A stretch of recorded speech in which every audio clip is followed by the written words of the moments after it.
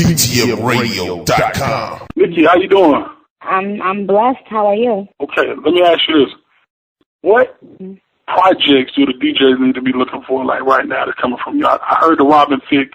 That joint is crazy. Well, the Robin Thicke Robin Thicke record is called Shakin' It for Daddy. His album drops on December 8th. I am on a record on Gucci Mane's album called Crazy Places. His album drops December 8th.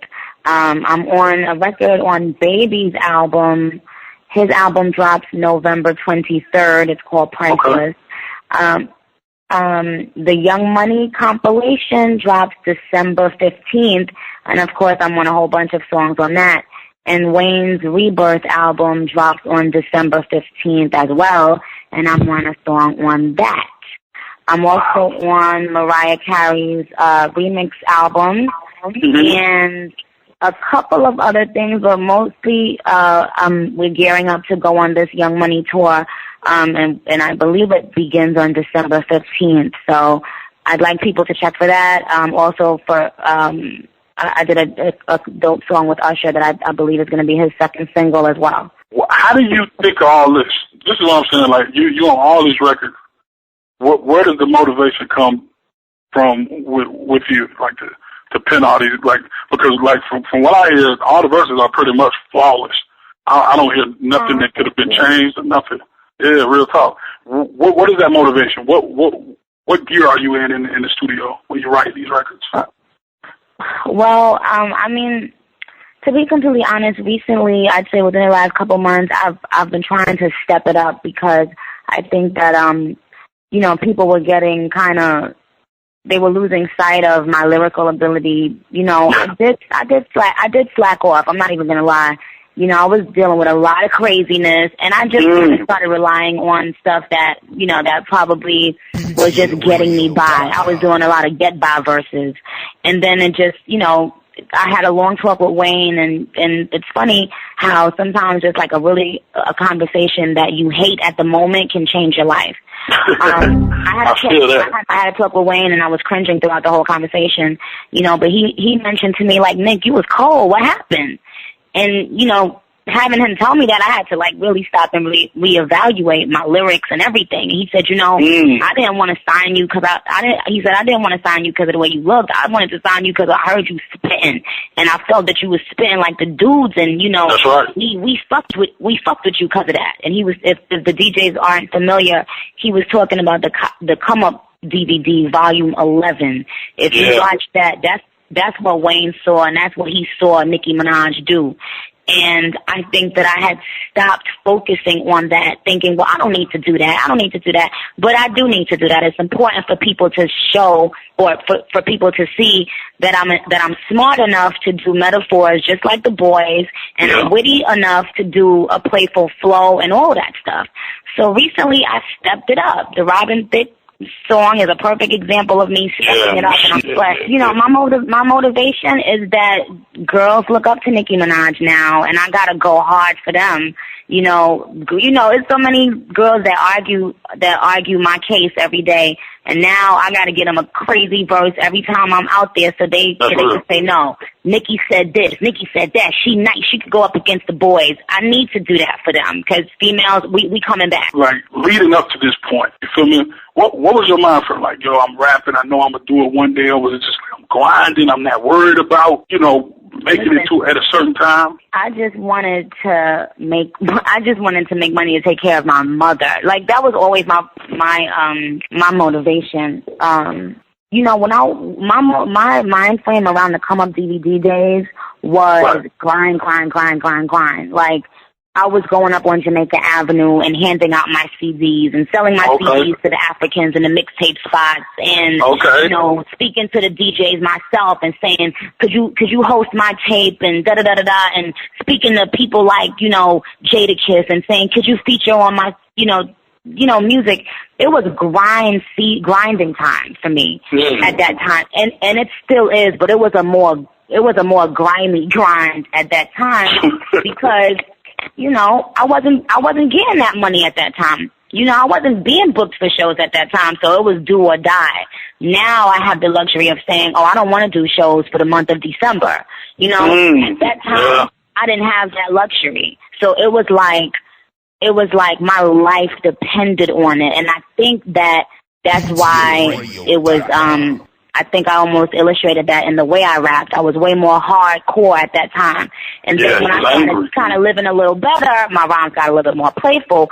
So now I'm just kind of balancing the two. That's deep. Do you miss anything from those times? You know what?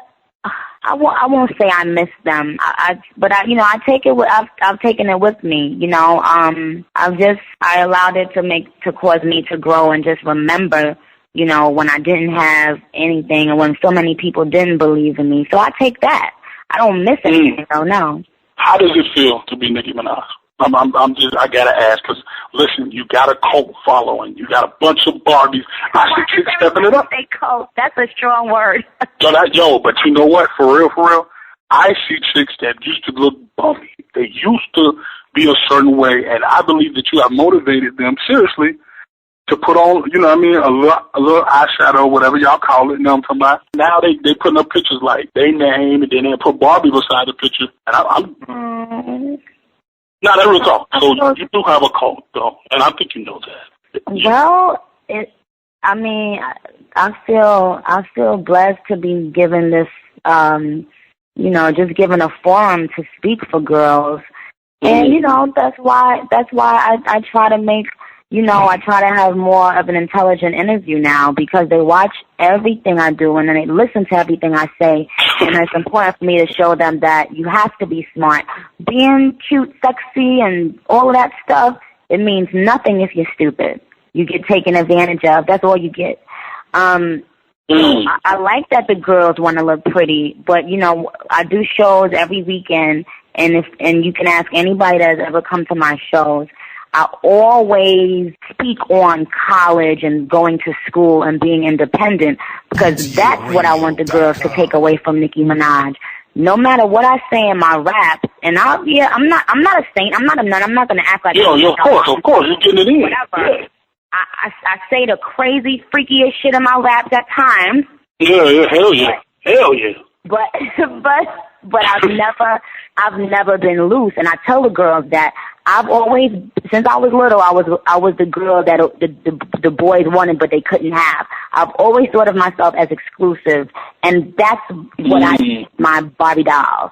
So you could be a freak with the person you're with, but if you're running around giving it out to every and anybody, you're not exclusive. You're not a Barbie. You're corny. You know what I mean? That's what I hope they're taking away from me.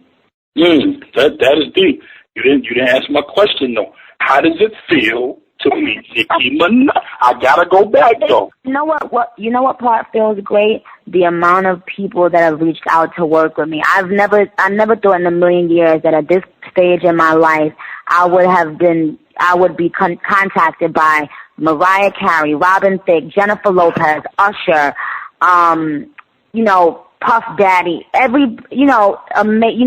Interestingly enough, Jay-Z recommended me for the Robin Thicke feature. Wow. Now, does it get any better than that?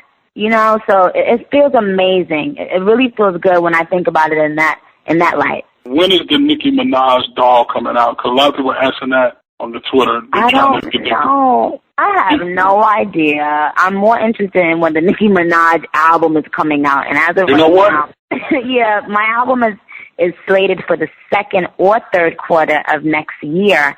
I would rather it come out in the third quarter of next year, because I don't know. I mean, if you know anything about me, I try my best to take my time.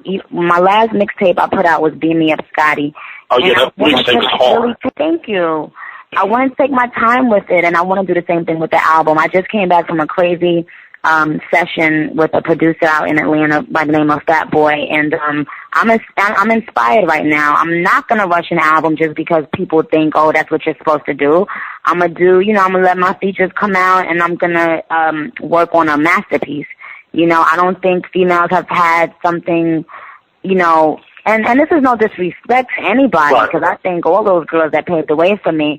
But I remember when Lauryn Hill's Miseducation came out, Yeah. You watched her and you cried with her, and, you know, the CD was on repeat for 10, you know, years. It was just, I want it to be monumental, and I don't want to rush an album. I can't do it. So people should know that I'm taking my sweet time, and I'm going to be a perfectionist, because that's just what I do. And when they get that album, it's going to be well worth the wait.